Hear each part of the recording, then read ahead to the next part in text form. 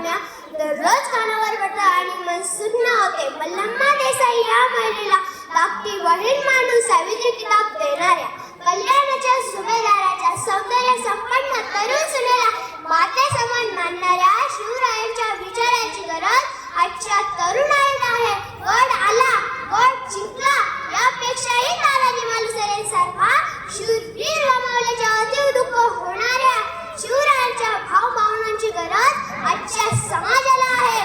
शिवरायांवर अनेक संकटे आली, मात्र ते कधी खचले नाहीत. मात्र आजचा तरुण थोड्या अपयशाने खचून जातो, निराश होतो. तरुणांनी अपयशाने खचून न जाता, निराश न होता शिवरायांचा आदर्श डोळ्यासमोर ठेवून, त्यांची प्रेरणा घेऊन अशा तरुणांची गरज आजच्या देशाला आहे. शिवरायांच्या स्वराज्यात कोणताही भेदभाव होत नव्हता. स्त्रियांना आदर होता, शेतकऱ्यांना मान होता आणि प्रत्येक मराठी माणसाला छत्रपती आमचे राजा असल्याचा अभिमान होता. विजयासारखी तलवार चालून गेला, निधड्या छातीने हिंदुस्थान हलवून गेला. विजयासारखी तलवार चालून गेला, निधड्या छातीने हिंदुस्थान हलवून गेला.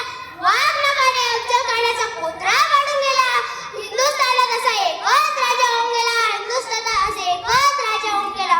जाता जाता एवढे सांगेल की फक्त दाढी मिशी वाढून, कपाळावर चंद्रकोर लावून कोणी छत्रपती शिवाजी महाराज होत नसतं.